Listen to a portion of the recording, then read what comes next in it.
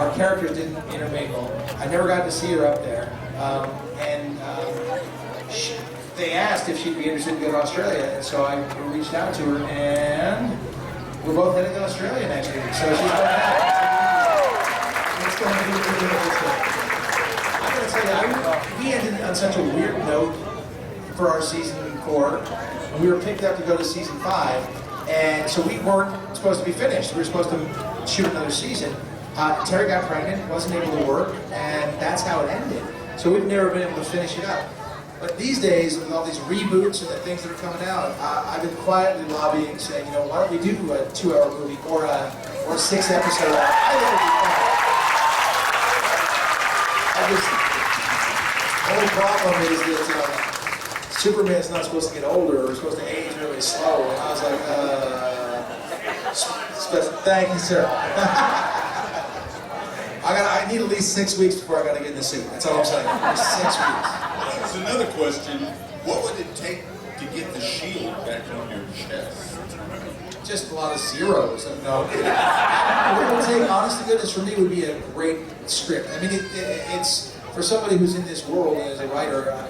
There's so many things that could have happened between Lois and Clark. There's so many things I wanted to explore on the show that we never got to explore, which is, you know, I wanted them to have, you know, they got married. I wanted them to have kids. But what happens when a Kryptonian and an Earth person has, you know, as a child? And we sort of alluded to it a couple times. Do they get superpowers? Do they age differently? What happens? So we could open up a whole new box of rules and things and explore territory we hadn't explored. I would love to see that come back. See them, you know, tweak out some of the super blood. I don't know. Let's make it up.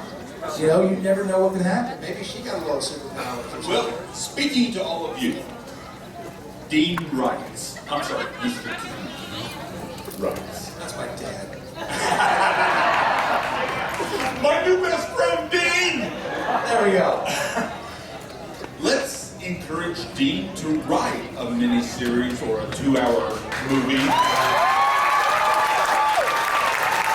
Put it out there. Let's hit Warner Brothers. Let's get Congress. Let's go after it.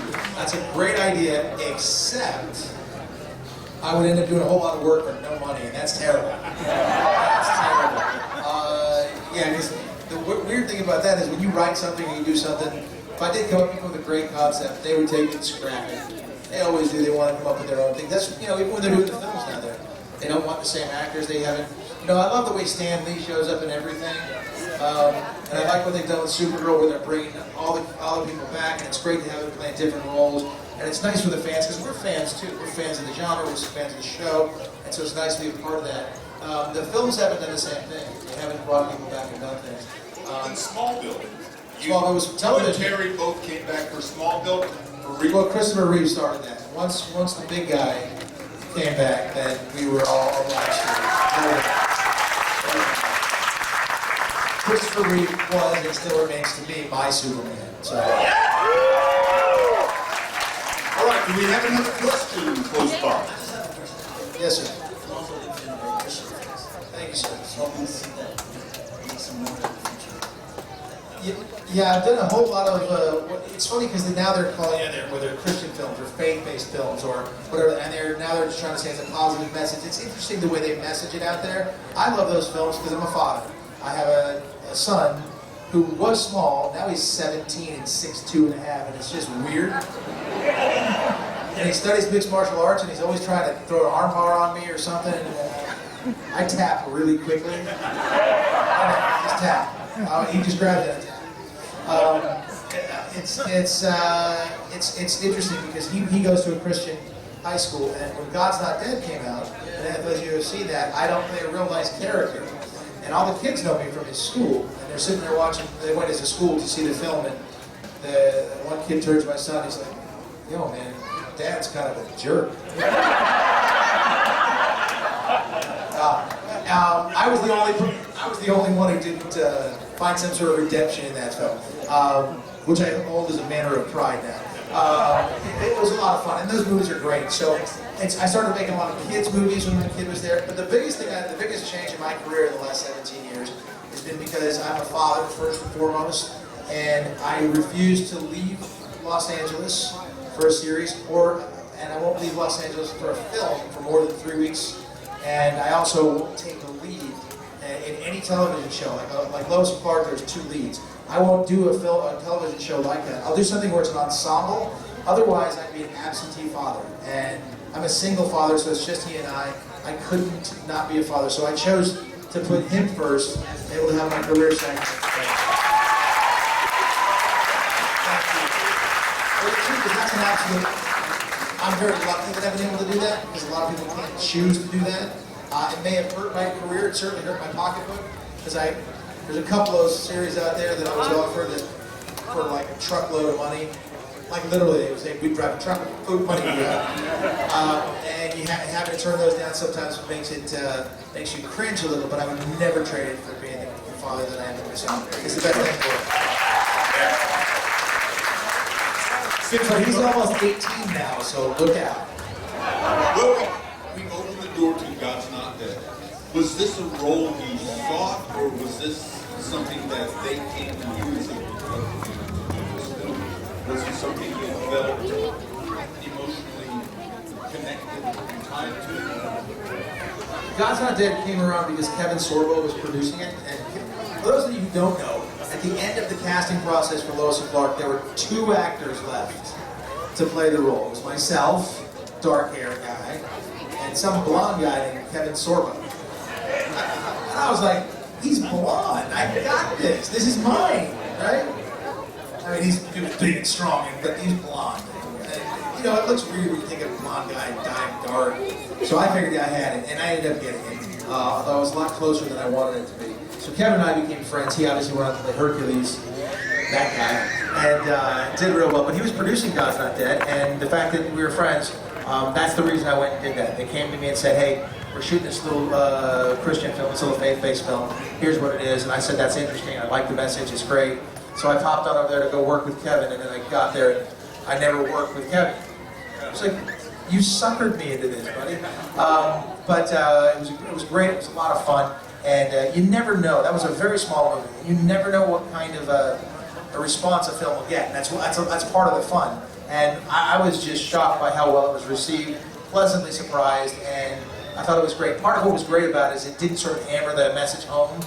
It didn't hammer its faith message home and let you figure out what people were feeling and make your own decisions. And I think that was smart. It was intelligent of the film, and I think it did well as a result.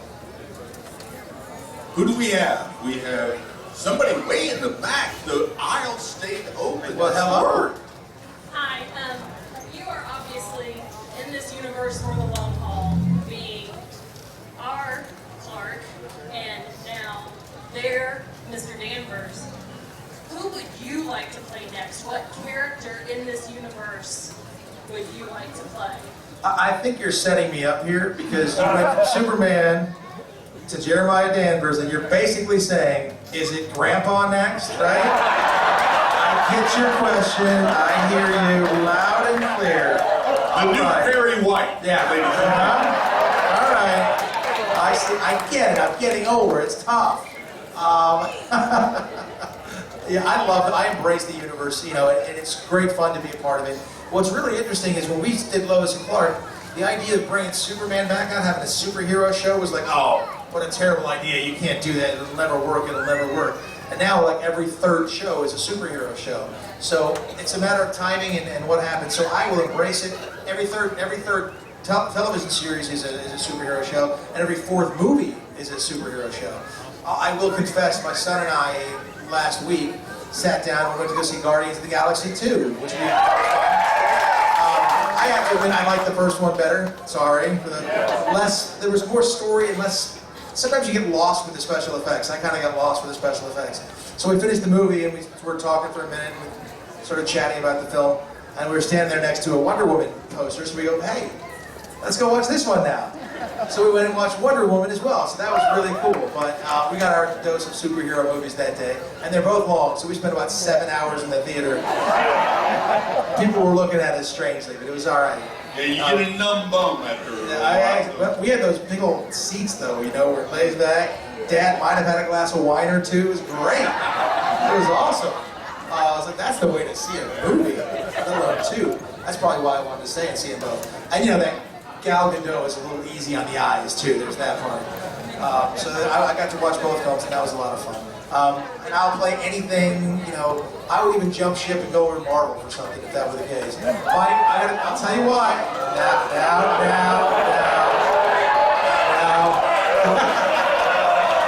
Well, let me just ask this question. Did anybody like that film with that Ryan kid, that Deadpool? Did anybody like that? That movie cracked me up. So the fact that he was so good as Deadpool made me respect Marvel just a little bit. So I'm okay with that. I'm excited to see that one. Do we have somebody? We have somebody shy. We have a Supergirl. We have another Supergirl. Since you're also making TV shows, what's your favorite part about being an actor? That's a great question. My favorite part about being an actor is being able to tell stories. You can tell all kinds of stories. You can make somebody, you can maybe influence someone's opinion on something. You can make somebody think about something. You can make them feel, you know, happiness or sadness. So to affect people and tell those stories, that's the best part of it. The worst part of being an actor is that every time you finish a project or a movie or something, you're unemployed. So then you gotta go get another job. That's the hard part, but it's great fun because you never know. I literally, if my phone rings, if I look at it,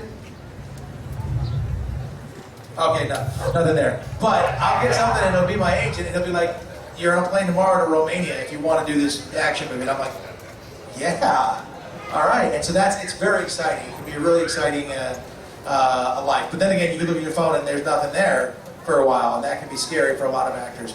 But it's just great fun to be able to tell stories and you know, reach out and touch people. And you get paid for lying to everybody. Well, I wasn't going to tell everybody that. Yeah, of course. I'm sorry. Pretending. Pretend. I like that. Pretending. But while Supergirl is finding somebody else, with one kind of recent exception, everyone who has ever worn the shield seems to have an immense respect for, this is who I'm playing, so I'm not going to do or say anything that will disrespect the shield. Did you feel that, like, immediately? Did you adapt that from the Superman who had come before? I think that if you are cast as the man who wears the shield or the woman who wears the shield, I think they've gone through in the process and decided what sort of an individual you probably are. And if you take, let's just take Melissa Benoist, for example.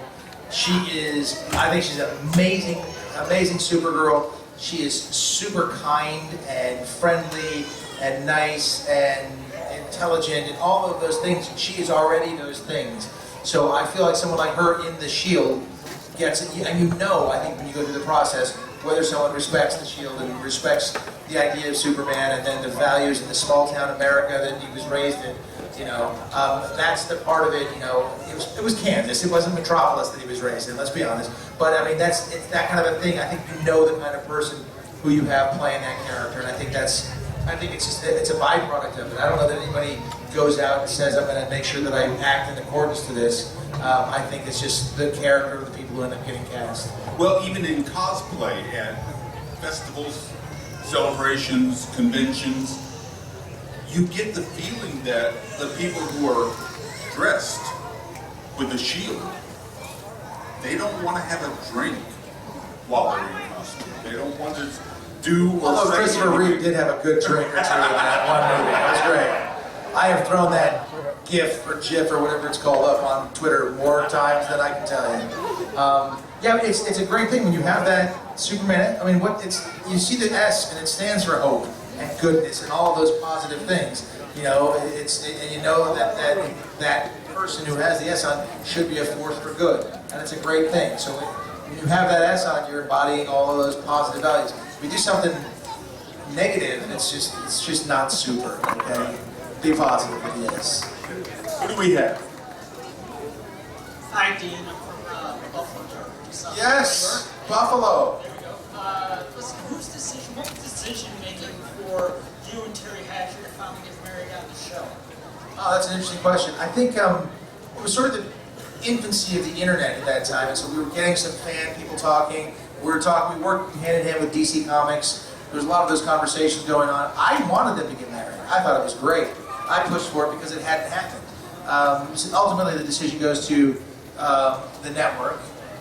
You get the network, you get the studio, and all the head shed, the big bosses up there that make the decisions. They decided it was an okay thing to do.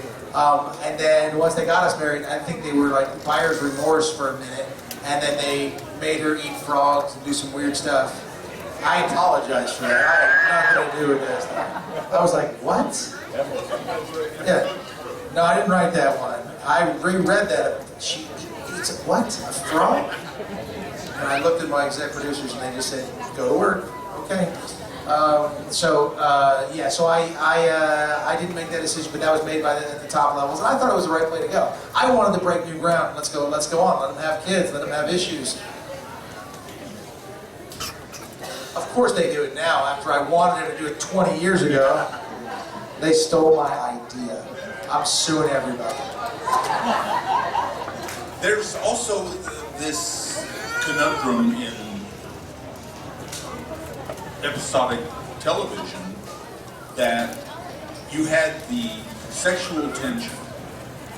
Go back to Moonlighting, go to all these shows that usually marriage is the kiss of death for the series. Did you worry about that? Did you feel it? They say that, and I think in retrospect a lot of the head brass felt that was the case. I don't. I never did. Maybe that's my dad tells me probably my greatest character trait is that I'm the eternal optimist, and I just didn't think that was a problem. I thought that was great. I thought we should break new ground, be bold, do something. You know, you can make something new and fresh. But a lot of people said that was the kiss of death for us. But there's so many problems. I mean, look, when people get married, apparently I've never been married, but when people get married, it's not. You know, they live happily ever after. There's a lot of issues, a lot of things that can happen, so I hear. And I think that would have been a rich place to mine for stories and real great stuff for them to go through.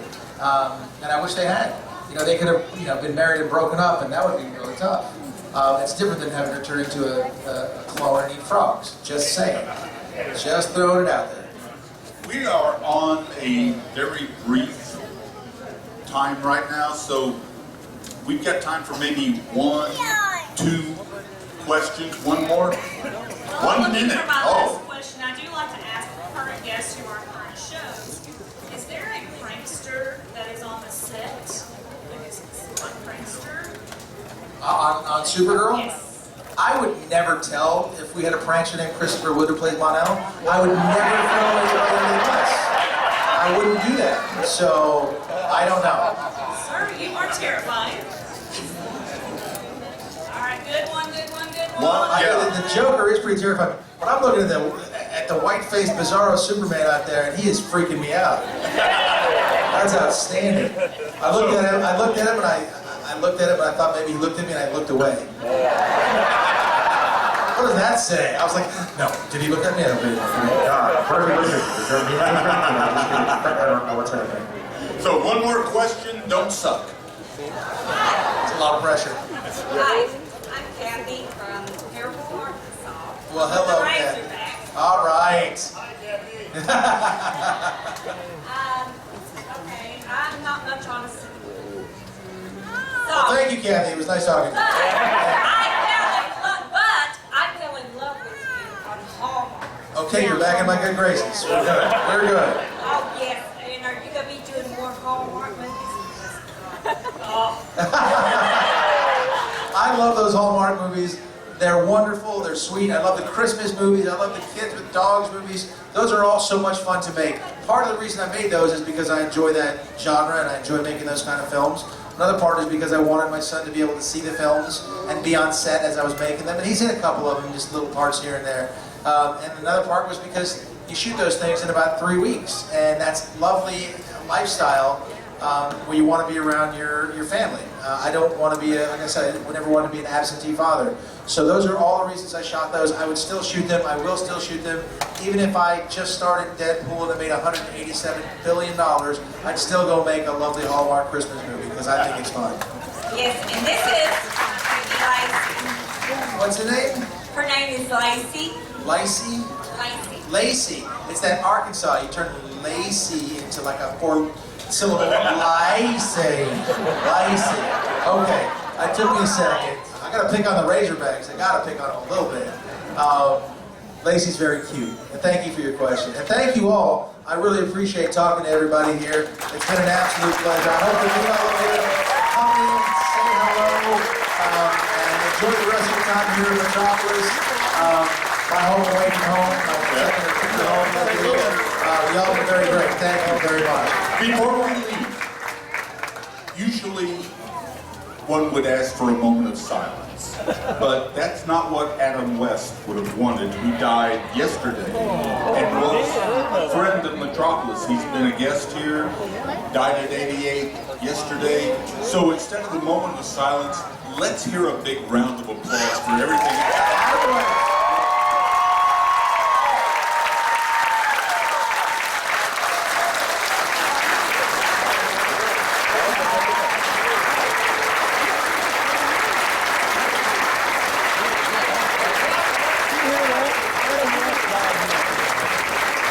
Ladies and gentlemen, did you have a good time? Oh, hi, Lexi!